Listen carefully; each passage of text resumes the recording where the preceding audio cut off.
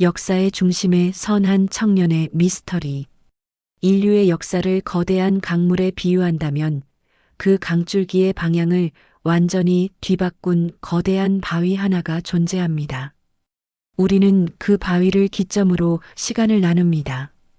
기원전과 기원 후, 즉 BC와 AD라는 이 시간의 분절점은 놀랍게도 화려한 궁궐의 왕이나 천재적인 학자의 손에서 탄생한 것이 아닙니다. 그것은 로마 제국 변방의 작은 마을 나사렛이라는 곳에서 땀 흘려 나무를 깎던 한 청년의 생애에서 비롯되었습니다. 여기서 우리는 역사상 가장 거대한 역설과 마주하게 됩니다. 세상을 뒤바꾸고 20억 명 이상의 사람들이 따르는 종교의 창시자가 된 이 인물이 이 땅에 머문 시간은 고작 33년뿐이었다는 사실입니다.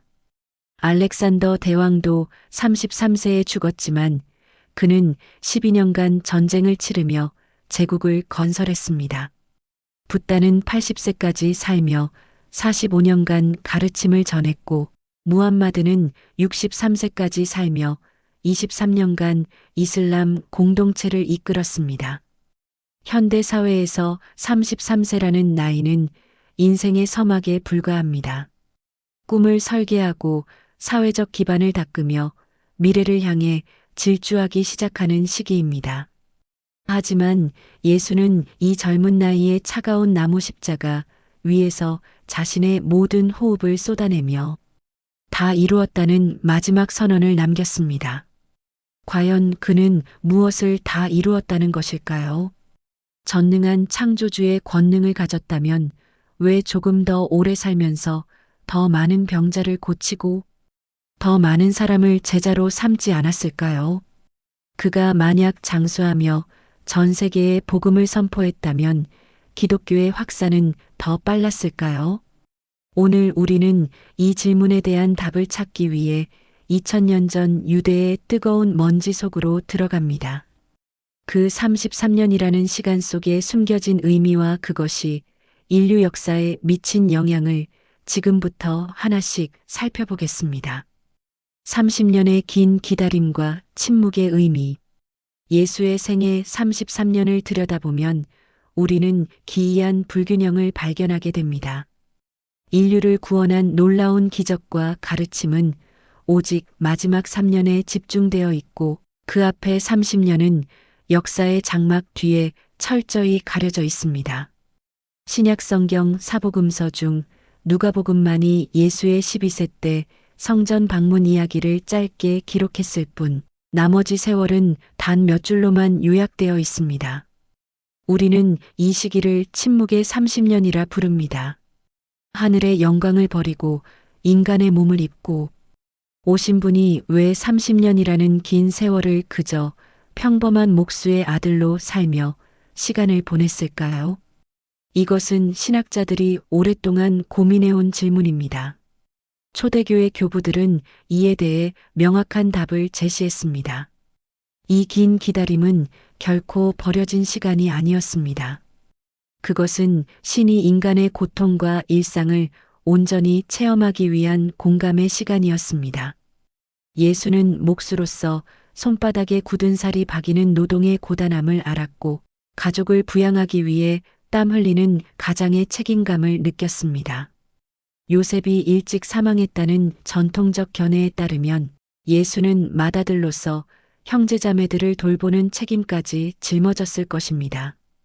사랑하는 이의 죽음 앞에서 흘리는 눈물의 의미와 배고픔의 고통을 우리와 똑같이 경험했습니다. 만약 그가 하늘에서 번개처럼 나타나 곧바로 사역을 시작했다면 그는 우리의 연약함을 이해하지 못하는 초월적인 존재로만 남았을 것입니다. 하지만 30년의 평범한 삶을 통해 그는 우리와 같은 성정을 가진 인간으로서 우리의 모든 슬픔을 짊어질 자격을 갖추었습니다. 히브리서 기자가 우리에게 있는 대제사장은 우리의 연약함을 동정하지 못하실 리가 아니요. 모든 일에 우리와 똑같이 시험을 받으신 이라고 기록한 것은 바로 이 30년의 체험을 가리킵니다. 또한 이 30년이라는 숫자는 유대 사회의 질서와 전통을 존중하는 신중함을 보여줍니다.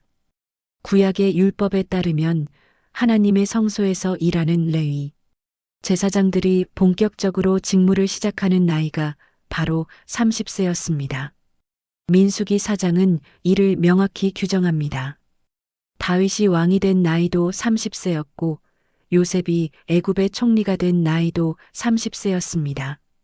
이는 한 인간이 육체적으로나 정신적으로 가장 성숙하고 사회적인 신뢰를 얻을 수 있는 나이를 의미합니다. 예수는 질서를 깨뜨리는 분이 아니라 질서를 완성하러 오신 분이었습니다. 그는 때가 찰 때까지 묵묵히 자신을 단련하며 기다렸습니다.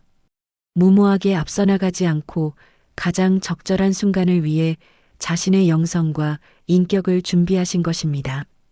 누가복음 기자는 이 시기를 이렇게 요약합니다. 예수는 지혜와 키가 자라가며 하나님과 사람에게 더욱 사랑스러워 가시더라. 이 30년의 깊은 뿌리가 있었기에 이후의 3년이 인류 역사를 뒤흔드는 거대한 열매를 맺을 수 있었습니다. 압축된 3년, 천일의 폭발적인 사명. 마침내 요단강에서 세례 요한에게 세례를 받으시고 공적인 생애를 시작하신 예수의 3년은 인류 역사상 가장 밀도 높은 시간이었습니다. 그는 단 하루도 허투루 쓰지 않았습니다. 복음서를 연구한 학자들은 예수가 갈릴리와 유대 지역을 오가며 약 3,000km 이상을 걸었을 것으로 추정합니다. 그의 발걸음은 권력의 중심지가 아닌 소외된 자들의 거리로 향했습니다. 3년이라는 짧은 기간 동안 그가 가장 집중했던 전략은 거대한 조직을 만드는 것이 아니라 사람을 키우는 것이었습니다. 그는 12명의 제자를 택했고 그들과 먹고 자며 자신의 모든 생명력을 전수했습니다. 현대 경영학에서 말하는 멘토링과 코칭의 원형이 바로 여기 있습니다. 이것은 인간의 눈에는 비효율적으로 보일 수 있지만 장기적 관점에서는 가장 확실한 전략이었습니다. 예수는 30년의 준비를 단 3년 만에 모두 쏟아부었습니다. 그는 길 위에서 만나는 수많은 병자를 고치고 눈먼 자의 눈을 뜨게 하며 죽은 자를 살렸습니다. 복음서에 기록된 기적만 해도 37건이 넘습니다. 하지만 요한복음은 예수께서 행하신 일이 이외에도 많으니 만일 낱낱이 기록된다면 이 세상이라도 이 기록된 책을 두기에 부족할 줄 아노라고 증언합니다. 이러한 기적들은 단순히 신비로운 힘을 과시하는 것이 아니었습니다. 3년이라는 제한된 시간 안에 자신이 약속된 메시아임을 증명해야 하는 표적이었습니다.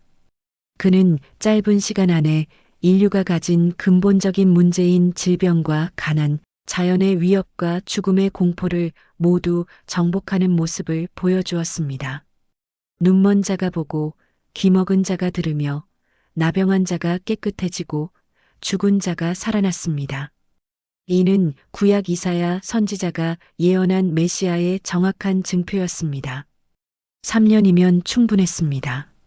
수천 년간 쌓여온 인간의 절망을 뒤집기에 그의 3년은 충분히 무거운 무게를 지니고 있었습니다.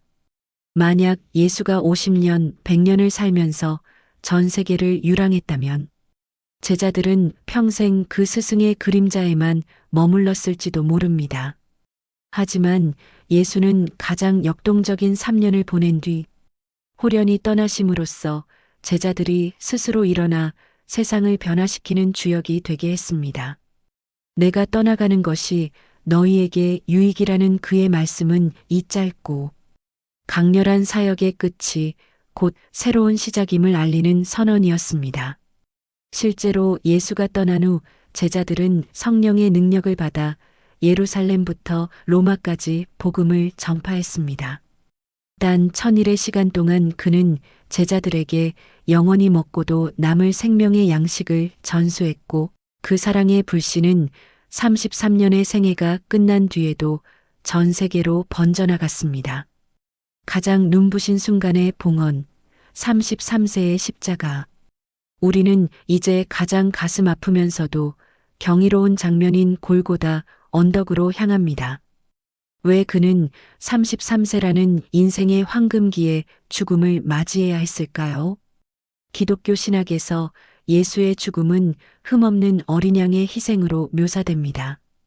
이것은 구약제사 제도에 깊이 뿌리박고 있습니다. 구약시대 제사에서 쓰이던 제물은 가장 건강하고 흠이 없는 상태여야 했습니다. 레위기는 흠없는 수컷을 번제물로 드리라고 명시합니다. 33세의 예수는 육체적으로 가장 강인했고 정신적으로 가장 명료했습니다. 그는 노쇠하여 기력이 쇠한 상태로 자연의 섭리를 따라 죽은 것이 아닙니다. 생명력이 가장 충만한 순간에 그 생명 자체를 인류를 위해 스스로 제단 위에 올려놓은 것입니다. 요한복음은 이를 분명히 합니다. 아버지께서 나를 사랑하시는 것은 내가 다시 목숨을 얻기 위하여 목숨을 버림이라. 이를 내게서 빼앗는 자가 있는 것이 아니라 내가 스스로 버리노라. 만약 예수가 노년의 나이에 자연사했다면 그것은 인간의 피할 수 없는 운명을 따른 죽음에 불과했을 것입니다. 하지만 33세의 죽음은 자발적인 봉헌이었습니다. 그는 십자가 위에서 아쉽다거나 시간이 부족하다는 말을 남기지 않았습니다.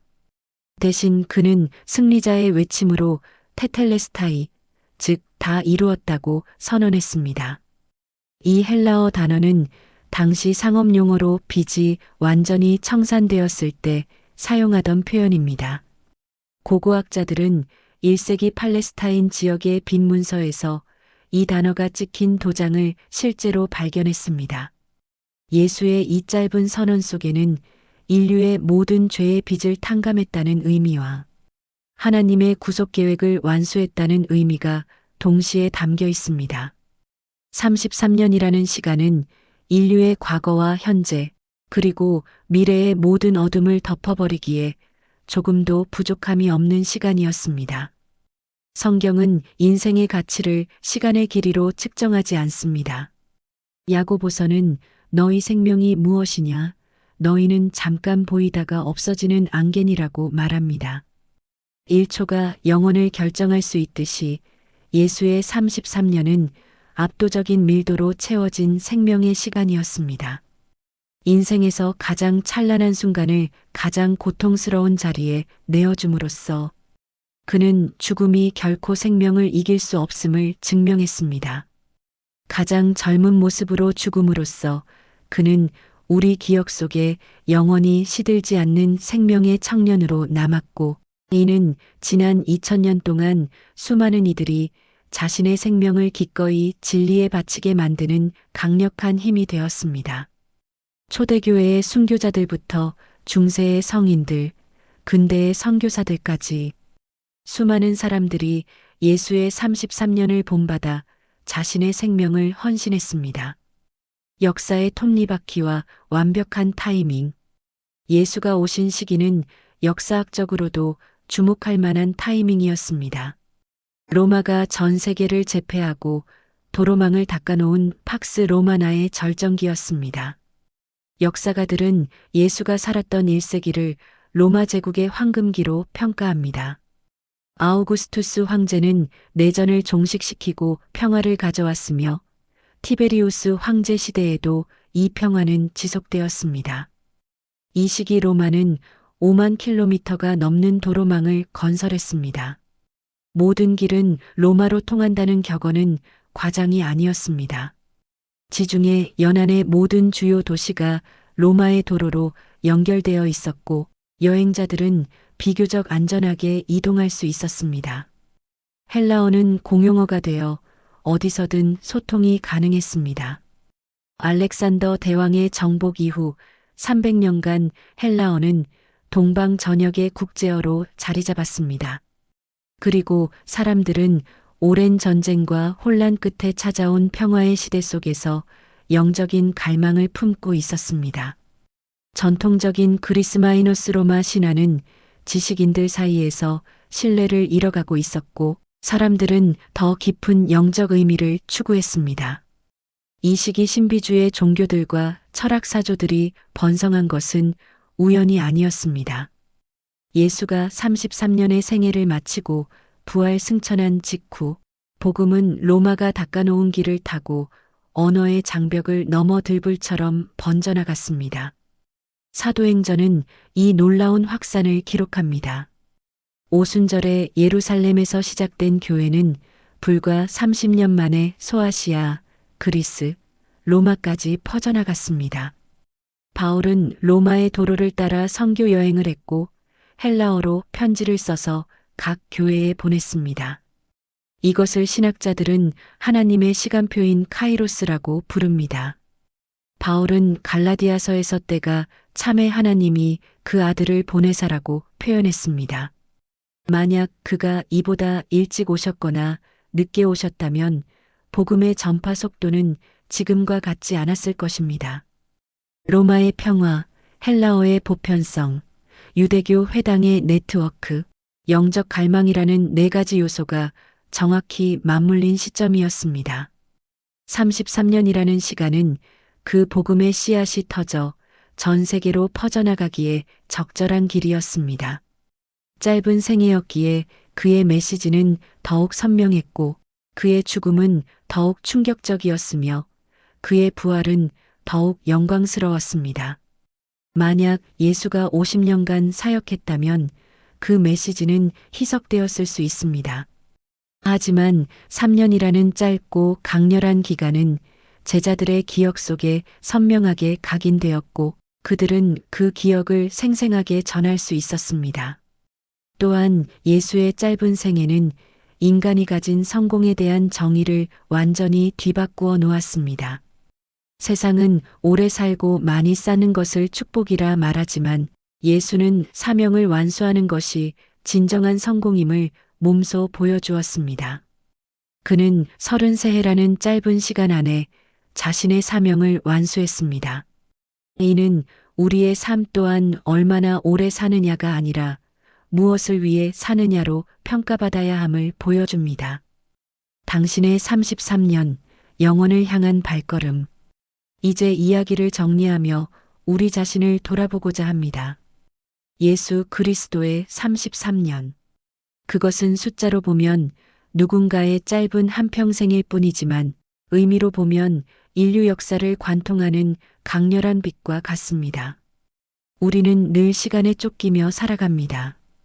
더 많은 것을 이루기에 시간이 부족하다고 불평하고 남들보다 뒤처진 것 같아 조급해합니다. 하지만 예수의 삶은 우리에게 전혀 다른 위로를 건넵니다. 중요한 것은 생의 길이가 아니라 생의 방향입니다. 30년을 묵묵히 기다리며 평범한 일상을 성실히 살아냈던 그 인내와 단 3년 만에 세상에 메시지를 전한 그 열정이 우리에게도 가능합니다. 여러분이 지금 겪고 있는 침묵의 시간은 낭비가 아닙니다. 그것은 큰 일을 시작하기 전 뿌리를 내리는 30년의 준비 기간일 수 있습니다. 그리고 여러분이 진리를 향해 내딛는 단 한 걸음은 예수의 3년처럼 누군가의 삶을 변화시키는 힘을 가질 수 있습니다. 예수의 33년은 실패한 청년의 이야기가 아닙니다. 그것은 죽음을 정복하고 우리에게 영원한 생명의 문을 열어준 승리의 이야기입니다. 역사학자 에드워드 기번은 로마 제국 쇠망사에서 기독교의 놀라운 확산을 인정하며 비록 그는 신자가 아니었지만 예수라는 한 인물이 인류 역사에 미친 영향이 어떤 제국보다 크고 지속적이었다고 평가했습니다. 인생의 가장 빛나는 순간을 아낌없이 내어준 그 사랑 덕분에 우리는 오늘을 살고 영원을 꿈꿉니다. 당신의 인생이 몇 세이든 상관없습니다. 오늘 당신이 사명을 발견하고 사랑을 실천한다면 그 순간이 바로 당신의 가장 찬란한 시간이 될 것입니다. 짧았지만 가장 위대했던 그 33년의 행보를 기억하며 우리도 각자의 자리에서 의미 있는 발걸음을 내디딜 수 있습니다. 긴 시간 동안 예수의 생애와 그 속에 담긴 시간의 의미를 함께 나누어 주셔서 감사합니다.